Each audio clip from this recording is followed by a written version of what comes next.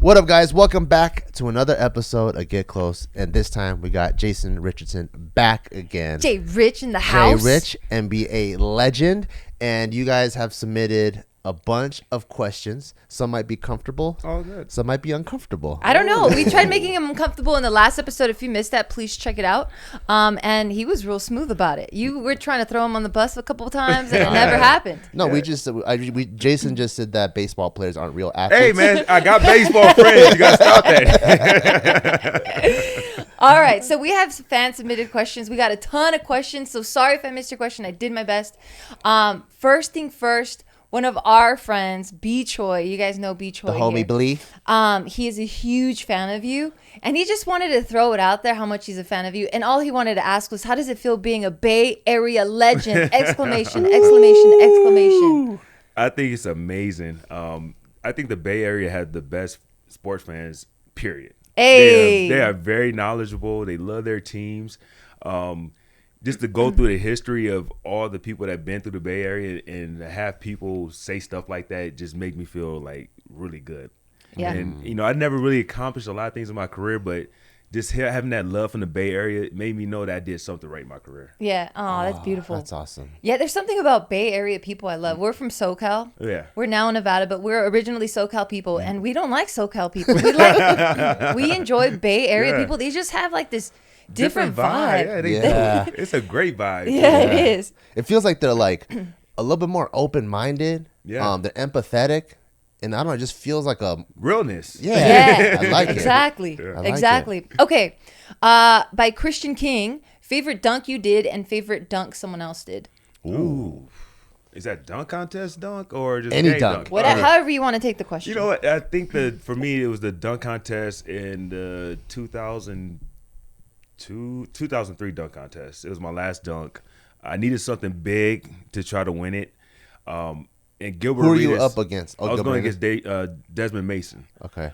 Gilbert Arenas, he could never do all these crazy dunks, but he had all these ideals that I should do. I was like his little puppet. Hey, oh, you should do this. And I'm like, okay. But he told me about the dunk, throw it up in the air and take it between your legs. And I was like, I did it one time in practice, and I couldn't do it. But I said, I know when I get to the dunk contest, my drilling will be rushing. I get this dunk. And so it's on the line. I throw it up. I do the between legs dunk. It was backwards. so sick. It was so sick. All my peers went wild. When I saw my peers went wild, I know I did sick. something that was crazy. But the crazy fact about that dunk, I could never do it again. Ever. Seriously. Wow. I couldn't do that dunk again. I mean, I've been at Like basketball in games camps, or even at your house? like wherever it was at basketball camps, the kids when I was younger, oh, can you do a dunk? And they want me to do that dunk. I could never finish it. It's just the atmosphere. I did it one time ever in my life, and that was it. What if they lower it to 9 foot for you? Oh yeah, of course. And then the favorite dunk by somebody else, to this day, I feel like is the greatest dunk ever. It was by Aaron Gordon. He jumped over the mascot. Yeah, He was sitting like this in the air. Wow. I don't think people below the know. leg? Yes, I don't believe people know how high he had to be off the ground. we Because that don't. mascot is like 6'5" with the Whoa. hair and that big old Orlando Magic thing. Wow. And he jumped over like with his ass, like literally. That's like the craziest dunk I ever seen, ever. I think that was the best dunk ever. I think he got cheated at dunk contest. No disrespect to Zach LaVine, but that was the greatest dunk I ever seen. Wow. That was actually one of the follow-up questions. And yes, okay, you answered the All whole right. Zach LaVine thing. That was amazing.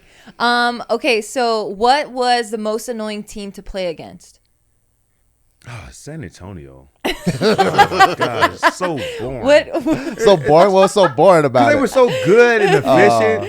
And it was like, give it to Tim Duncan. Oh, Tim post Duncan up. era. Couldn't guard Ginobili. Tony Parker was the fastest player on the Oh, court. yeah. I remember that You're era. so sweet, man. And Oh Bruce my Bowen God. used to guard me. It's like I hate playing against these guys. I hate love though. it. But it was so funny. I remember I just told a friend the other day, it's crazy how like the superstars, like guys like, Tim Duncan, Yeah. for example.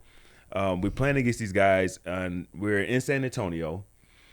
And I go up and I barely get a dunk on him. Like it was like a baby like fingertip dunk.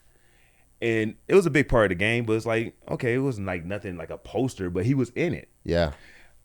We play in Golden State like 2 months later. And I go up and try to dunk on him. And he was like, not this time. You're not fucking dunking on me this time. This is Tim Duncan. Everybody don't think he cusses. He cusses. Yeah. You're not fucking dunking on me this time. And I'm like, what are you talking about? And then when like after the game, I'm still like bamboozled. Like I'm not dunking on him. I said he remembered me trying to like this baby fingertip dunk on him, and he remembered it 2 months later and made sure he blocked that dunk.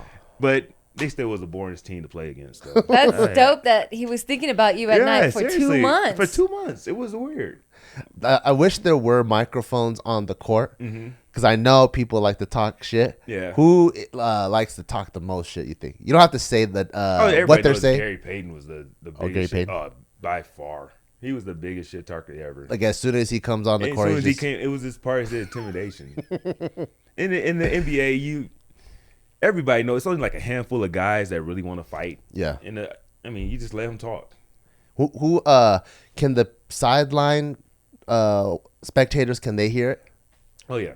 And the refs can hear it too? Oh yeah. Everybody can hear it. Have you ever seen like a ref laugh? Like crack up. Oh yeah, I seen refs laugh about some things. Some of the things people say is pretty funny, and some of them just like, man, that's just disrespectful, bro. What's something like that a ref would call like you can't say that or? I mean, it's pretty much it's no hold bar. Seriously. Oh, you can say whatever you want. I feel like it You should can. be that way. Certain words, the N word. Well, for black guys, Tony, but if a white guy say that, ref would throw him out. I see. The F word for sexual orientation, they get thrown out. I see. I remember a guy called a ref that, and he threw him out. Oh, why would you call the ref that? That's no good. Well, the ref was gay though. Yeah. And I think but he ended up coming out later and saying that he was gay. Oh. But at the time, nobody knew it. I think see. It was So he probably didn't even mean it like that. He didn't mean it like that. Yeah. It wasn't. I see. Yeah, he didn't mean it like that because at the time, everybody kind of thought about it. He was. Yeah. But then later on, years later, he came out and said he was. But I think at the time, the rest was like, oh, hell no, you're not saying Ooh, yeah. that. Yeah, I feel like it all should just kind of go, right? Because Yeah, it's all like a goes. mental game. Yeah, like, it is. Like you're trying to get under someone's skin. And nobody's gonna fight. I'm sorry, we're the fake tough guys in the NBA. We're bump chest like, hey, but it's a handful of guys. There's some guys that will throw a punch. Yeah. Me, one of them. If you push me to that level, I'm a nice guy. But if you push me to that level, I got a little mean streak in me. But the majority of NBA guys are not fighting. I mean, you're one of 6. Yeah. You kind of have to have that in you. Yeah, and I have a lot of cousins too, so I had to defend for myself. Okay, what is your favorite Kobe Bryant memory or story? Oh man. I was just telling somebody this story the other day. Kobe was the type of guy that just came back every year better. He was just always trying to find an edge on you. And I remember one year he came back, he was shooting every shot left hand when he post up. I'm like, what the hell? Like, you're right-handed. Like, you shooting left-handed. Wow. So it was maybe my 5th or 6th year in the league, and Kobe comes up to me, and right before the game, you handshake, how you doing? But this time he was like, how you doing? And he was like feeling on my body, like, give me a pat down. Just to see if you were working out? No, he was feeling for body armor. Because that was the first era where guys would get like rib protector cages, like these stuff on their elbows to protect themselves. Yeah. So he was feeling my body to see if I had rib, because there was like guys were getting this stuff. And so he was feeling if I had it on. I didn't. First play of the game, he gets the ball. Bow! I literally I was like, this dirty motherfucker. like he's trying to get an edge on me. Oh, that's awesome. So for every time I played Kobe Bryant, and it was only wore it, when I went to the East Coast, it was 2 times. When I was on the West Coast team, We know the I wore East 4 Coast times. for sure. I wore body armor when I played Kobe because he couldn't throw an elbow at me. It was just like, it was just so crazy how his competitive edge was. He was just trying to find any. Was he saying what's up to the whole team like that? No, but he was saying to the person that he know was guarding. Oh. And then the next guy that was coming in for me to guard him, touched him too. Hey man, hit him on the back. He was checking to see if you had his, it was just basically these tank tops that had like little padding about this thick. It Yeah. was just to help you for Like bruising. Bruising. They had them for your knees. They have for your elbow. But most guys, hips and stuff like that. But that was just him. He just tried to get a competitive edge, man. Is that normal now? Everyone has a little bit of yeah, like a lot of guys do it now. because it prolongs your career. Yeah, a it little bit prolongs your career. But I mean, not many guys throw elbows. A lot of guys wear the hip pad ones because you fall a lot. Yeah. And so it will protect you from getting a bone bruise on your hips and stuff. And I started wearing more of the tights instead of the Only when I played Kobe, I wore the head protector. Dang. She's the elbow thrower right there. Am I? Yeah, we used to Oh. in our company. So in LA, we had a comedy production company, and after our work day, we used to all just go out and just play basketball. It doesn't matter if Yeah. if you know how to play or not. It's just fun, like Yeah. fun bonding time. And she played volleyball. She didn't play basketball. Okay. So she wasn't really good on the offense side, but on the defense side. Oh, boxing out. Yeah, she was athletic. She has like court IQ. She understands where the ball's going. She can anticipate, and she would just be wailing on dudes with those I elbows. wasn't trying to. Yeah, So it's just natural instinct. yeah, just bam, bam. My bad. All right. How does someone work on the mindset of a champion? Ooh, wow. Because you said you were born with it, so now you kind of have to go back a little bit to see how you can. I mean, it just the mindset of a champion, in my opinion, is doing whatever it takes to win. Like sometimes it's sacrificing, certain things. Whatever. And coming to sports, it's like I might have to sacrifice me taking shots because there's somebody else on the team that could do better shots. Or So even like a little bit of selflessness Yeah. for the selfish Yeah. win. this was whatever the team need for the ultimate goal. Wow. And I think when you have that mentality, especially if you have a really good team, you could go a long way. My year in Phoenix, we played against San Antonio. I wish we'd won a championship in that team. But we're up big. We're in San Antonio. It's game 3, and we're in a tight race with them. The All Stars, me, Steve Nash, Amaya Stoudemire, my Grant Hill. We're on the bench. Wow. And our bench is in there, literally got it going. And, Coach Alvin Gentry came up to us like, hey, you guys want to go back in? We was like, no. They're literally Crushing it. Yeah. Let them go. And it Wow, was like that's the kind. selfishness from, Hall of Famers Yeah. and all-star guys realizing that our bench is carrying us through this game, that we're not going back in. And we didn't go back in the rest of the game. And they ended up winning the game by 15 points for us. Ooh. Wow. And it was a tie game, and they just caught fire, man. It was just like, it was special to see that we all gave up something for the betterment of the team. And we ended up winning that game and won the next game, went to the Western Conference Final and ran into some guy named Kobe and got our ass kicked. Dang That's it, so Kobe. cool. Yeah. No, that is dope. I mean, you were also saying in the previous episode about like, when I think it was your freshman year in college, you were out partying, having a really good time, and then you saw like your star player, like your star team player, not doing that, and you were like, that's it, I'm cutting it out. Yeah. And that year we won his championship. And it was crazy because he always told me when I was getting recruited by Michigan State, I used to come up there and watch the games and come to practice. And he told me, like, I was a junior in high school, he's like, you come here, we win a championship. I'm like, what? And he promised me that. It's like, you come here, we're going to win a championship. We need you. And then my senior year, when I committed, he said, I'm guaranteed we win the championship. You are a missing piece. Wow. And like he was like a big brother to me. Like when I first came in the locker room, he was like, Mateen Cleese, he was like, where you sitting at? I said, I don't know. Your locker right next to mine. And it was just like a big brother atmosphere, and he just cool. took me under his arm, and That's so the cool. rest is history. I think for you more so because like please listen to the previous episode. It's so good.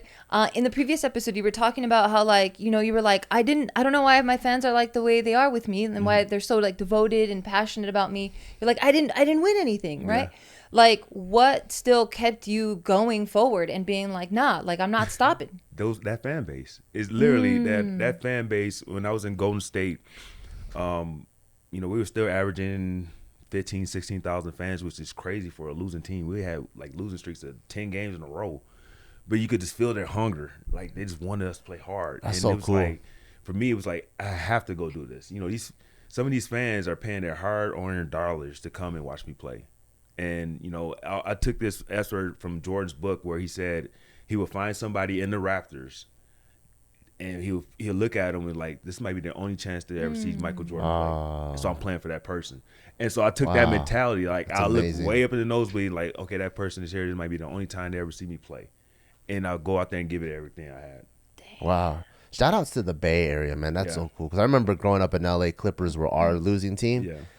And We they would, didn't have those that type of tickets would be love. like $7. I know. So you don't They really have were to pay. free, man. They were free. We That's still how it didn't was in go. Golden State. It was free. But now it's crazy because I talked to the Golden State fans. It's like, man, I didn't realize to come to the games. I could bring my wife, my kids, and pay like $75. He said $75 won't even pay for parking now. Oh, yeah. That's It's true. just crazy. I mean, but that's the success of that team, and it's just happy because those fans, they deserved all that because it was some bad years there. Yeah, a lot of bad years. Yeah, you're amazing. a true champion, man. Yeah. Okay, speaking of the current Warriors right now, how do you feel about the current Warriors squad? I mean, as long as you got Steph, Clay, and Draymond, you can't go wrong with those guys.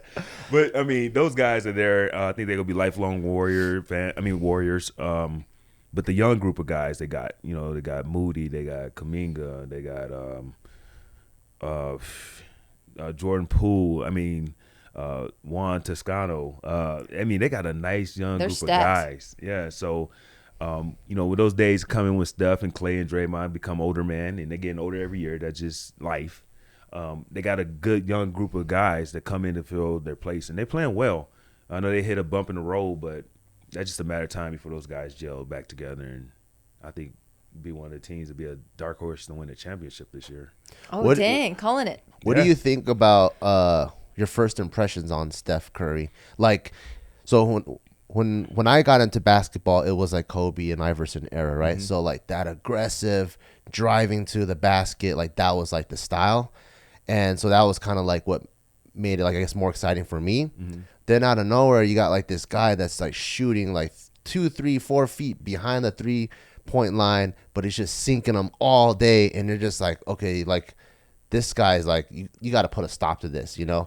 Like, do you feel like he brought on like a new era of basketball that was... Oh, yeah. He definitely changed the game. And it's crazy. I did an interview a few months ago, right before he broke the record. A radio station in the Bay Area called me, and somebody went through my tweets. I was like, holy smokes, they went back a long time ago. So I think Steph been in the league for 10 years.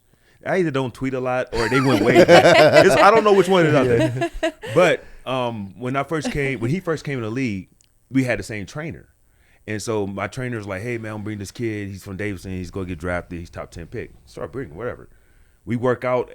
I literally tweeted out, hey, he ended up getting drafted by Golden State. I say, hey, Bay Area fans, y'all go have one of the greatest players to come. I literally said this 10 years ago. And when I saw this kid, he wasn't big, but his skill level was unreal in the way he shot the ball. So he definitely transcended the game because now it's a definitely shooting game. Yeah. But it's amazing what he does and what he has done for the game because, I think it made a lot of people more attracted to basketball because when you think of basketball, you think big, tall, athletic guys, dunking, all that. But now the small guy that could shoot the ball could play basketball. So I think he really was a transcender in like making this open up the game to the world because everybody go play basketball because he's not the biggest guy, but he's shooting the ball the best. So, yeah, he found his own strength. Yeah. That's so cool. Yeah. All right. Do you have any rituals that you must perform before a game and why? The biggest one during the national anthem, I pray. Just pray for, protection from me, my teammates, and the other team that nobody gets hurt because, injuries is part of the game. And, before the praying part, I'm superstitious. I have a certain spot on the floor that I shoot from. Mm-hmm. I just shoot there because that's your spot. That's my spot. I mean, I know if I miss a couple of shots, I go to that spot because that's why I've been sitting there for 10 minutes just shooting at this one spot. And so I kind of get superstitious with those two things that I have to do at every game. That's it. There's no specific shoe. There's no specific socks. Nope. Did you have anyone that had to wear like the same old socks or something that was just so nasty? Yeah, I had some guys had some weird things. Rubber bands. They had to wear the same shoes, same socks. Oh, socks, dude. Yeah, I mean, but most of them washed. It was nothing really funky like that. None of my teammates were like that. But I had certain guys that had to, get their ankle taped at a certain time. Or oh wow. Quick story about Gilbert Arenas. This is my best story about him. Gilbert is one of my good friends. He had a terrible first half. We in Golden State. We're not winning many games. Terrible first half. He takes off running at halftime towards the locker room. And this is our second year in the NBA. So it's towards the end of the season because he's starting to play more. I'm starting. He's starting. And he takes off, just sprinting towards the locker room. So we get in there. We're sitting there, and the coach is like, hey, we got to do this. We got to do that. At Gilbert, when you get the ball here, you got to do this. Hey, where Gilbert at? Here's the shower running. Gilbert comes out of the shower, full uniform, shoes and socks. Just dripping drenched. wet. Dripping wet. It's like, He's like, "Yo, what the fuck you doing?" The coach saying it to him. Coach, I had a bad game. I have to wash that off. This guy tends to go in the second half and score 30 points in the second half. And he was drenched. He changed his Oh, uniform, got it, but it was okay. just the fact that You gotta wash it off. you have to wash it off. Like he That's just dope. had bad vibes. Like I had to wash this off of him. Wow. But that was just Gilbert. Gilbert was that type of guy. I had tons of stories about Gilbert, but that was just one of those guys that's super superstitious like that. And he just felt like he had to wash it off. What a cute dude, man. I bet the coach's like, what the fuck is going on, dude? He did say that. Yeah, because it's like in the thick of it, right? I mean, literally at halftime, we about to go back outside. He's running down what we need to do. And can you imagine hearing the shower running right now and somebody coming in right now It's just I'd be dripping pissed. with wet. their uniform on, dripping wet in a team meeting? Everybody's looking like... That's tight, though. He that's came cool. back. It would have He came sucked back. if it was still Yeah. pretty shitty performance. Yeah. All right. I love it. Okay. How did you combat the stress or anxiety that come with the expectations of the NBA? Ooh. You know, it's so tough, but I think, you know, after a certain while you're in the NBA, you just kind of block all that stuff off. It's almost like it's your safe space. When you have so many things going on and off the floor, you go in that gym. Do you think it's because like you understand that everyone else is literally going through the same thing with you, so it's like your little pack? Yeah, but some go through more than others. You know, with family problems, Scandals. you know, somebody stealing money from you, somebody's overspending your money. I mean, it's just constant things. But I think for a lot of us, you know, a lot of guys back then, especially my era, were more guys that came from not much. Yeah. So they were the first guys in their family to actually run into real money. Yeah. You know, or not even that. The fact that at 20 years old, I'm 20 years old and you gave me $5 million a year. Wow. I never had money like that. What am I That's supposed to do straight out of cra- college? Yeah. So, you know, when you had all that stuff going on and, you know, meetings and business people and this and that, once you're on the court, that's your safe space. So you Like go none of there, that stuff everything matters. it nothing matters. Yeah, You taxes, block all that out. mortgage. Yeah, none of that matters. That's what you comfortable with doing. That's what you want to do. When you got your first big, nice check, what did you buy? That was the first nice thing you bought. Yeah, the first. For me, Yeah. it was my mom's house, but for me, You got your mom's house first? yeah. Oh, what did that feel That That like? was crazy. That was crazy. To walk in there and she liked the house and love it, and Oh, so you picked out a brand new house. yeah. So it was cool. You know, well, she picked it out and I walked through it. Hey, that's what you want? Cool. Oh, okay, so she was along Yeah. with the whole process. It Yeah. wasn't like those big bow type No, of things. no, no, Okay. Wow, that's amazing, man. Because I was worried about playing basketball. Yeah. But for me, That's a funny amazing. story. It's crazy. I don't know. For some reason, I've been telling a lot of stories to friends and stuff. Back then, it was a car company called 310 Motoring in L.A. Oh, they like fix up cars, like They fix up aftermarket. cars, Okay. aftermarket cars. I bought a Cadillac Escalade. Okay. And so I was there because they had just bought it. They put some speakers in it, did some tricked out stuff. They were putting rims on it. And so I'm up in the store and I see this guy comes in. He got like 5 chains on, they're diamonds, and he got bracelet diamond, watch diamond. He had his glasses, had diamonds on. I'm like, oh, this shit is fake. This shit is fake. There's no way in the world somebody's wearing that much fucking jewelry. Unless Like, it's this- Usher or someone. So I'm Or Lil Jon or something. and so we were talking, and so he's like, "Oh, what you doing?" And I was like, "I just bought it, my first car. Like, this is my first car. How old are you? I'm 20. Oh, okay. I just bought the Escalade, man. They put some rims on it. He's like, "Oh yeah, I'm up here, man. That's cool. I just got a Ferrari, Rolls Royce, a Lamborghini." And he named me like 5 or 6 cars. And so I'm talking, I'm like, who is this clown? Like, I'm just like, who is this dude? So he's talking and stuff. Like, he's like, oh, man, he's just cool, He's like, where you from? From Michigan. Oh, I'm from Michigan, too. Oh, this is that. I'm Saginaw. I'm from Grand Rapids. I'm Floyd Mayweather. Oh. This is Pretty Boy Floyd. This Okay. is not the Floyd we know right now. Yeah. So at the time, he was boxing and winning, but nobody really know who he was. Yeah. And I heard the name. And so when I think about that moment, first of all the diamonds were real. Yeah. Oh, Every yeah. last one of them. I mean, Yeah. he had these glasses. They were just diamonds around the rims. And I never It's seen that probably many worse for his vision. I've never seen that many diamonds on one person in my life. And they were all like top-notch diamonds. It was unreal, but it just stick out to me because it was like my first big purchase, and it was like I meet Floyd Mayweather at the same time. That's amazing. That's so cool. What a cocky dude. I love him. Oh, he's the great. cockier the better, dude. Yeah. He's notorious for like traveling with like a duffel bag full of $1 million. Yeah, right? he doesn't buy Yes. shit. He's just like, I wear it once, I'm done. Right. Dang, that's tight. Okay, funniest prank funniest prank another teammate did. This is a great That question. sounds That's fun. a great question. It goes back to Gilbert Arenas. Like he's a clown. You know, huh? like in the NBA, we say we have NBA best friends. Yeah. Gilbert's like my NBA best friend, and so we got drafted. We had the same agent, so we worked out all summer together, and then we get drafted to Golden State together. So we've been together for 8 months. Did you know him in college? We played against each other in college, but we didn't know each other. I see. But we became real good friends.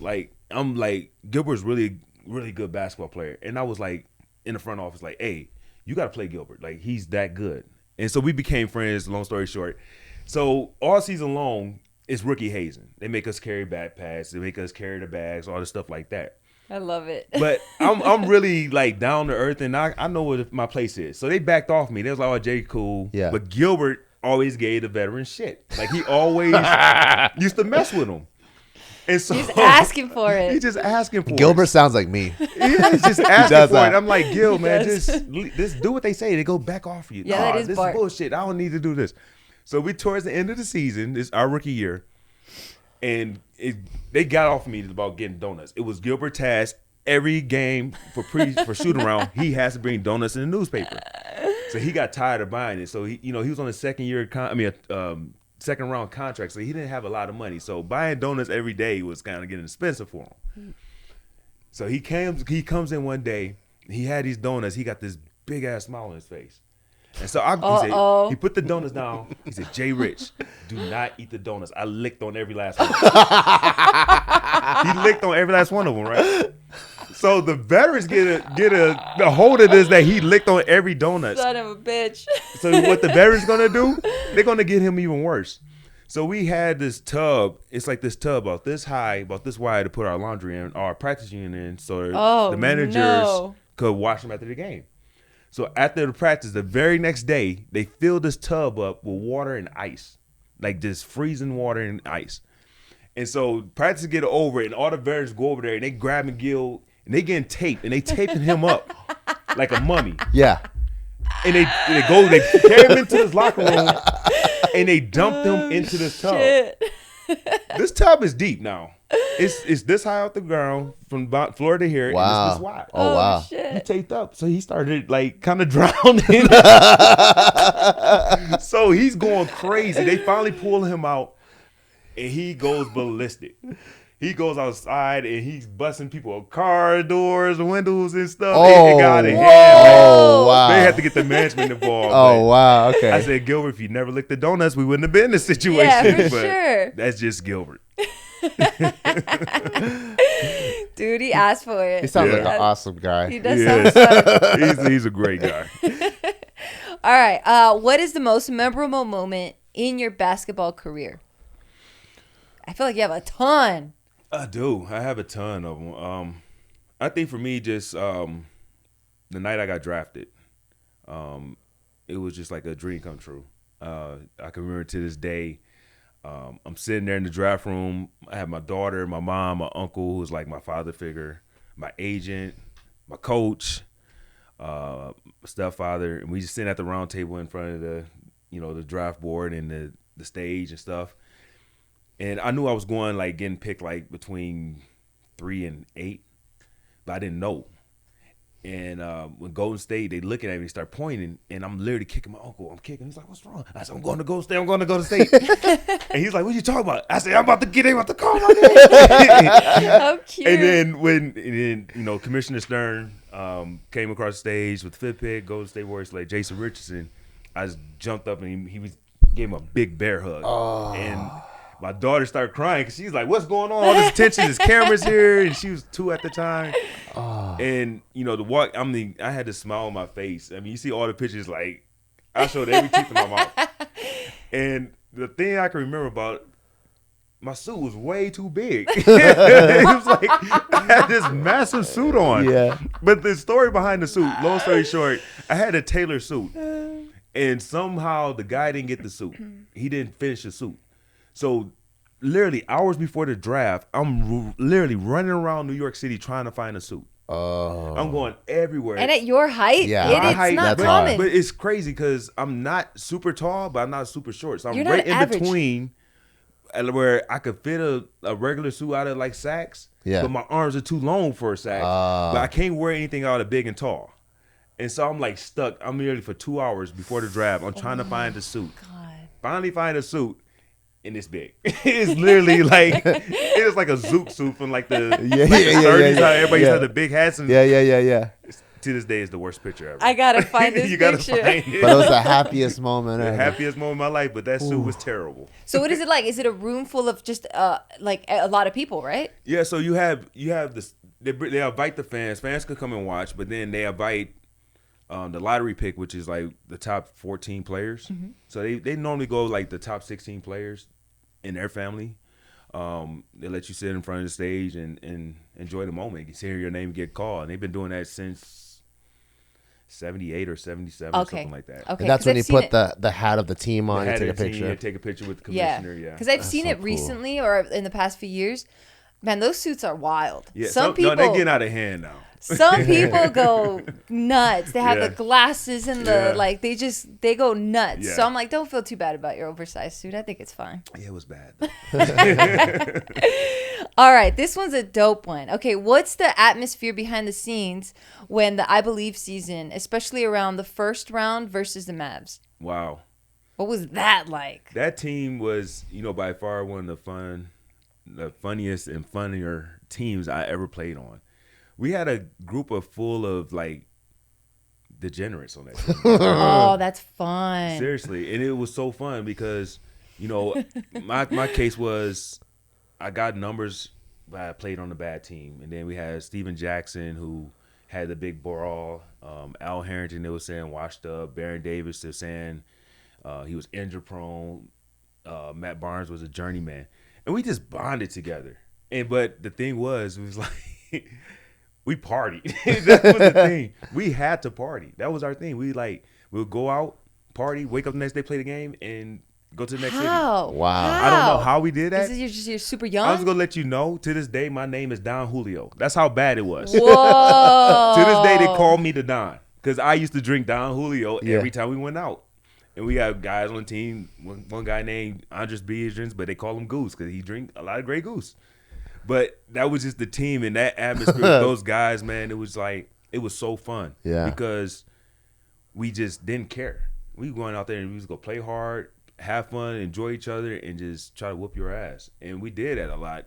And it's so important because we did it in a short period of span. Like we had to win I think it was 18 out of 26 games. And that was unheard of. And we just caught fire, and it just the rest is history, man. That's awesome. Ah, that is freaking awesome. There's a ton of that, the We Believe era ones. There's another one here. Yo, J Rich. Warriors fan here, obviously, dude. Who would win in 7-game series? We Believe team versus the 2015 Warriors. 2015 Warriors. 2015 Warriors. That's hard, man, because it's two different styles of basketball. I get that question a lot. It's so hard to compare the eras. They had a lot of great players on that team. I think that was Kevin Durant was on that team. Yeah. You got Kevin Durant. That's hard. Just him alone. Yeah. You add Steph, and then you add Clay. But we had a good group of guys too. We played, lockdown defense. Steven Jackson and Matt Barnes and Pietrus. It's hard. It's really hard. It is. It's a really hard one. Okay. Favorite memory with Warriors besides beating Dallas first round?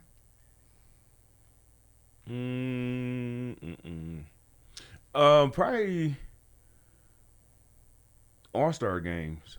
I bet those are really fun. They were fun, but the second year, I went the first year myself. It was just me in the dunk contest, and I played in a rookie sophomore challenge game.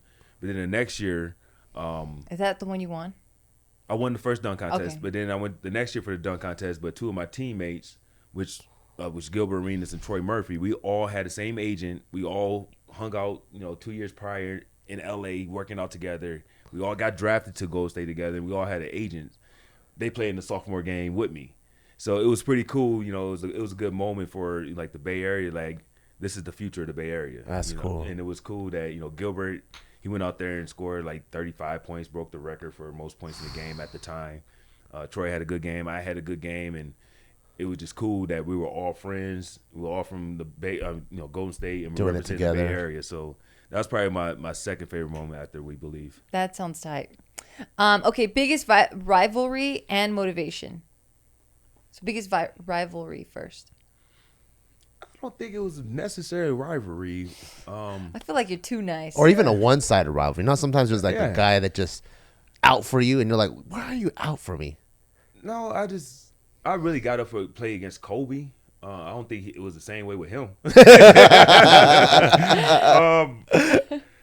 In the NBA, it's just not really a lot of rivalries going on. There's just, you play against so many great guys at the time. You just always want to play your best against the best one. So Yeah. For me, it was always when I played Kobe. I always wanted to play my best because it's Kobe. He's winning everything. He's like, that's the guy. Yeah. Yeah. So anytime I play against Kobe, it's like, yeah, I'm ready for him. Yeah, that's a good guy to measure against. Yeah. What about growing up? Did you have like a favorite basketball player, and you're like, I like his style, or I like what he's about? Yeah, my favorite basketball player was Dominique Wilkins for the Atlanta Hawks. Mm-hmm. Jumper. I mean, that's probably why I can't jump off of one leg, because of him. Because everything he did was 2 foot. Yeah. And I just emulated him since I was a kid. Like, so every dunk he did, I could do because I just love the way he played. So that was my favorite player. Oh, I see. Yeah, you're nasty on the court, though. You're aggressive. Okay, favorite player to play against, and any player that reminds you of yourself now, currently in the league. Well, favorite player is just Kobe still. It's just always loved playing against him. It brought something out of me. Yeah. I don't Yeah. know what it was. It just brought something out of Because me. he's just such a competitor. He was just huh? such a competitor. Oh man, he was just such a competitor. A player right now. I don't know. It could be so different now too. It's different. I mean, because the thing is, these guys are literally better. They're more skilled than I was. So it's a knock very to myself. I couldn't dribble and shoot like these guys can. I mean, I worked on it, but these guys are so skilled. There's nobody like that anymore because they could do everything. right. Would you say this They've era evolved. of basketball is generally better than the last? Like in every era, it keeps getting better. Skilled, yeah. Because we had certain guys that could only do certain things. Like we had like a Bruce Bowen that was just basically defense. Later became a shooter. We had guys like Jason Kidd that was just a point guard. But these guys, we got Jokic at 7 feet tall. He plays point guard. Or you look at the Warriors, they don't really have a center, and Draymond's played point guard sometimes. So these guys are definitely more skilled than us. But I think my era was definitely more tougher than them. Oh, I see. There are some of those questions in two. When was the first time that you dunked a basketball? The first time I dunked the basketball was going into the 9th grade. I was at a park in my hometown. I was by myself, and I'm just out there shooting, messing around. And I was like, man, maybe I could dunk. Let me see. And I just go up there and boom. I was like, and I just And took off nobody running. saw. Nobody saw it. I took off running. Seriously, I took off running to my grandmother's house, which is like a half a mile away. Dead sprint. Wow. Running, I just dunk. And everybody's like, yeah, right. I just dunk. I literally dragged the whole family. Oh, that's Amazing. awesome. Grandmother, mother, How aunts, cute. uncle. It's like 20 people at the park. And I'm just out there. Boom. They're like, okay, he could dunk. Oh, That dang. is so sick. I love that. They're like, we don't buy it. I'm like, Yeah. let's go. How Like the whole squad. have you tried dunking up to that point, like 7th, 8th grade? Did you try like, No. touching the rim or anything? No, it just came out of nowhere. I never tried any of that.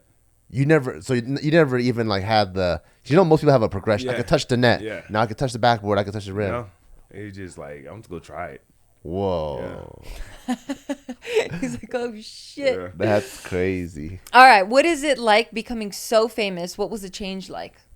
I don't think I'm famous. I'm just going to be honest with you. I'm just a level guy. I never saw myself as like. So your life didn't change at all? You felt no I difference? seriously did. I didn't feel a difference because What about even with like the Bay Area love? Like Yeah, during that that's era, do you nuts. think you No, walk down the 'cause streets of like San Francisco? Yeah, because I'm the type of person like, what's up, man? How you doing? Let's talk.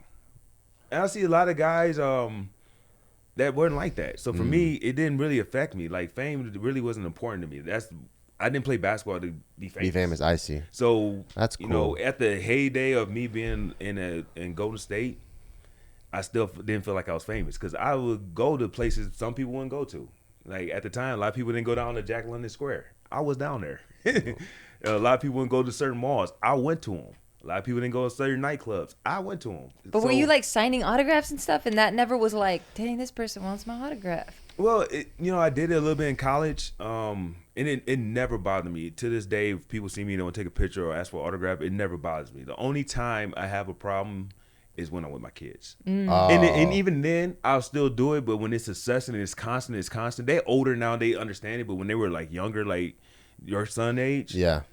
I would do a few, and then I'm like, hey, man, I just want to, because I didn't have much time with my kids, because I'm always traveling. Yeah. So Yeah. that's the only time where I would normally say, well, I'm with my family. I'm with my son. You know, I could talk to you for a little bit, but this is his time. Yeah. But other than that, you come up to me, I was talking to you, signing autographs, and it didn't bother me. You're too humble, man. That's He's so like, I'm cool. not famous, but it got to the point where there were so many people, I had to turn them away. All right, I hear I'm you. gonna tilt this mic just a little bit. All right, what is your favorite pair of shoes to play in? Any Kobe's. Oh, really? Yeah. Kobe. So Yeah. no Jordans. No, Jordans, I love Jordans, collecting Jordans and Yeah. wearing Jordans. Yeah. Jordans are by far the worst shoes to play basketball. And I have flat feet, so it doesn't work. Flat shoes with flat feet hurt your feet all the time. Yeah, this guy right here too. I found out love the Jordans. hard way I at have the concert. all the Jordans there is, but I never played a day of basketball in Jordans ever.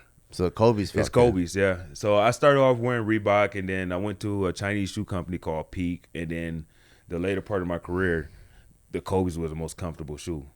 And so now when I go play basketball or, I train some of these kids, they ask me to come train me, I play in Giannis's because they're the closest thing to Kobe's because they stopped making Kobe's. But then they came on and said that she signed a deal back with Nike. So thank you, Vanessa. Yeah, I just saw Thank you that for the other day, right? Yeah, Yeah. that's so cool because everybody loved the Kobe's. Yeah. They're a great shoe. Have you ever tried the Gilbert Arenas? Did you like those? I'm not wearing those shits. Yeah.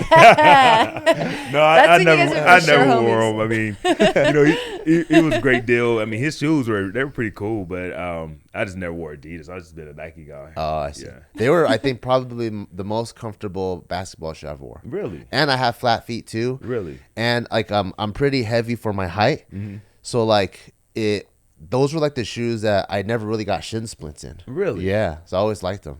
I always felt like Adidas were heavy. They were kind of heavy, but they had like the enough padding, like if you're stomping around it felt good. Wow. He's also really dense. Like his bones are heavy. Yeah, I have heavy bones. Oh. You Yeah. might want Oh, to try never those mind. Gilbert Yeah, Arenas. I just- He's like, Heavy hell bones. no. I say all the time, why you just fall down? I just have heavy bones. Yeah, when he's in a pool, he just sinks. Yeah, me too. I can't float. Yeah, if I go in the pool and I hold my breath, I just Just right to the bottom. That's yes, me. go yeah. All right.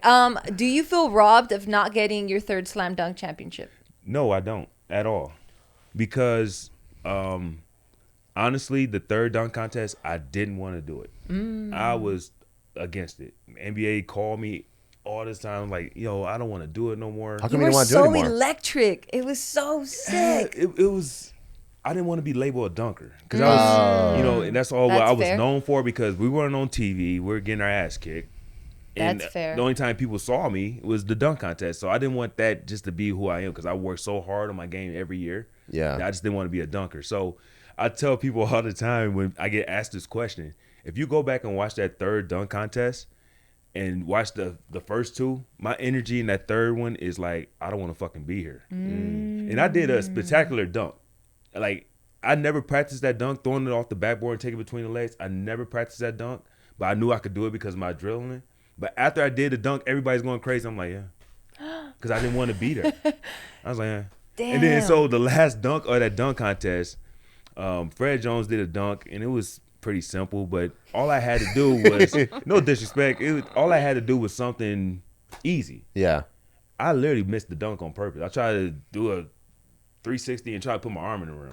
If I did a regular 360, I win the dunk contest. Yeah. I was like, well, you might as well go out with a bang because I don't want to win it anyways. Yeah. Yeah. And it's just my energy just wasn't there because I didn't want to do it. And then I was dealing with the fact that my stepfather was sick at the time, and he was, you know, in his final stages of life, and I couldn't really go home. I went home for a day. Yeah. And flew out that same night on a private plane to get back to L.A. So I Yeah. went from Oakland all the way to Michigan. Wow. Stayed a few hours with him and come back just for the dunk contest. So Wow. my energy I was see. off. It was so off. And when I go back and watch that dunk, I'm like, damn, that was a good ass dunk. Because Zion Williams just did it. He threw it off the backboard, did the dunk, and somebody's like, oh, Jason Richardson did it better. And then when I looked at it, I was like, damn, that was pretty cool. But then I did, and I was like, Yeah. Yeah. Like, what's up? Yeah, thank you, man. Appreciate it. Yeah. You could just tell my energy just wasn't there. In the other Yeah. two dunk contests, I was screaming, ah, yeah. Yeah. That one I was like, okay, whatever. Yeah, that's fair. That's fair. Okay, so kind of this leads into this question then. Would you rather be the best dunker or the best shooter in the world? Best shooter Yeah. by far.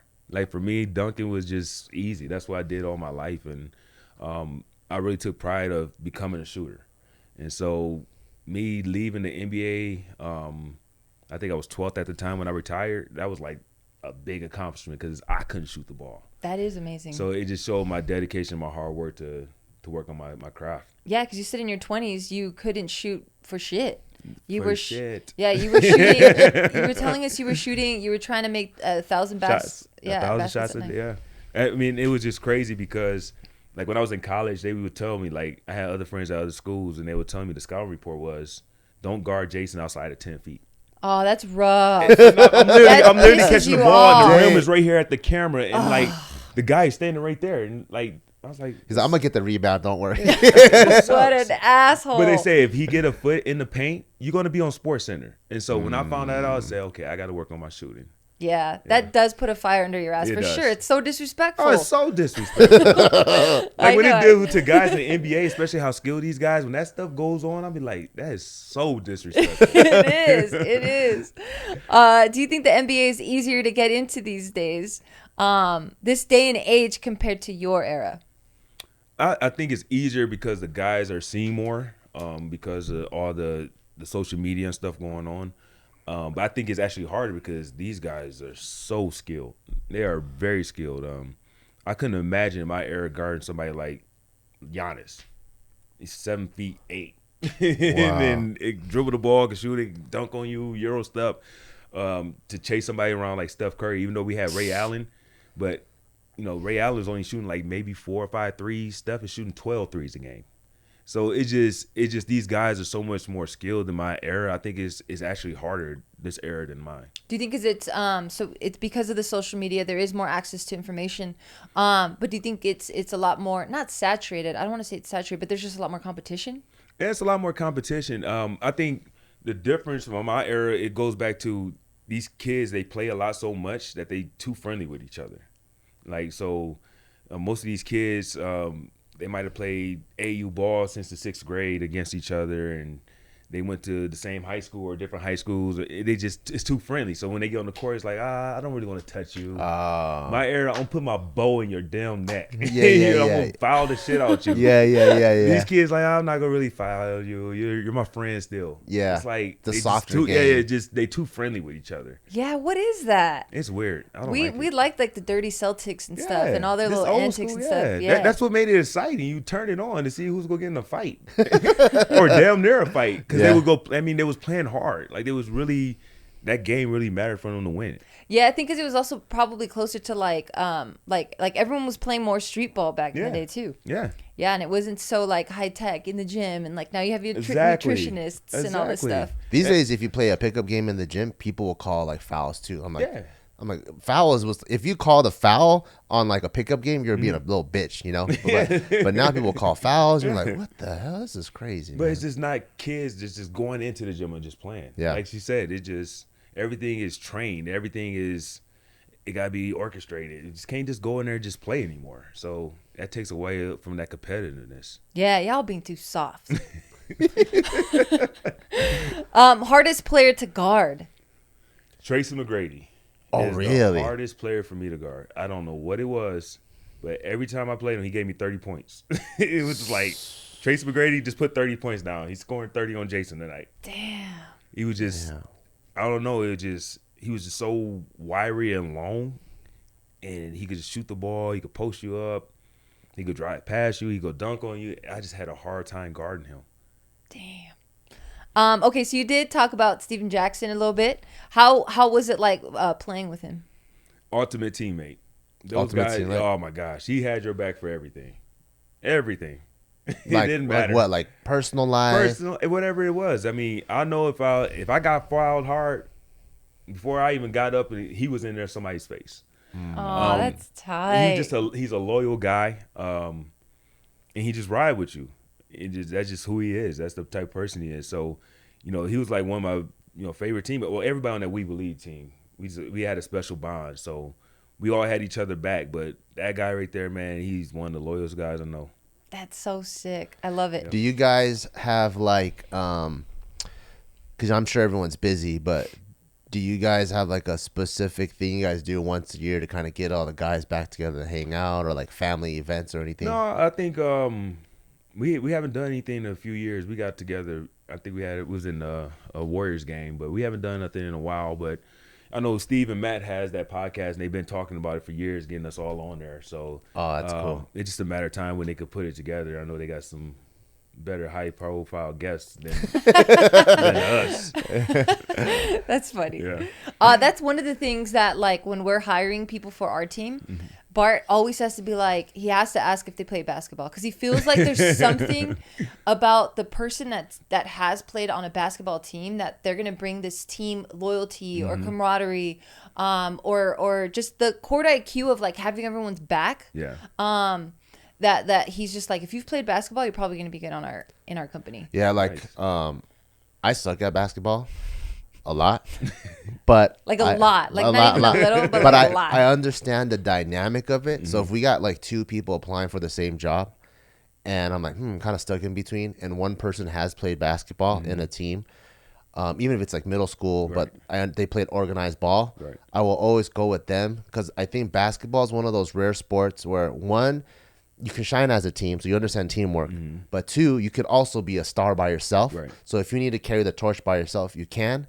And it's also one of the sports where you can wear one hat, but you sometimes have to wear another hat, and you have to be okay with it and not go, that's not my job, know? So it's one of those where I'm like, in that sport, it teaches you so many lessons that when I see like two applicants, I'm like, okay, this guy understands that. Sometimes this guy, he's hired to be a shooter, but if he needs to get a rebound, he won't go, well, that's not my job. I never looked at it like that. I'm going to have to use that. Seriously. I am dead serious. Because it is true, because in basketball, one night you might be the scorer. Yeah. And the next night you might be the guy that's had to defend somebody. So you know how to do multiple things. I never looked at it like that. Wow, I wanted to use that. Yeah, it's dope. Don't copyright that yet. Nah, it's because I was bad, so I sat on the bleachers. I watched a lot of what was going on. No, but yeah, when he breaks it down, right, you're just like, holy shit, that's literally so applicable to life. Yeah, like in the friend circle, in business, like in everything. Because you need the team to win, right? Because it's like anywhere from like 60 to 100 points divided by like the main 5 people. Yeah. But sometimes one person can win the game by themselves too, which is so rare in any other sport. Like you got guys what's the record? Like there's people have made like 70 points or something. Or, yeah, it's like, so it's just so rare where like sometimes if you're in a team environment, sometimes that one person will accomplish the mission by themselves, even though it's a team mission. And I just understanding that dynamic and it's possible. I just only see it in basketball. That is dope. Yeah. I'm gonna have to be serious. I'm gonna steal that from you. Yep, I'm not gonna put it on any t-shirts or anything like that. But go ahead. Now take use it. That approach. That is awesome thinking. I never thought of it like that. Wow. No, take it. It's yours. Okay, last question. We'll make it a fun one. All right. What is your favorite dessert, and where do you get it from? I have like a sugar fetish. I love sugar. Me too. I can go eat a teaspoon of sugar right now.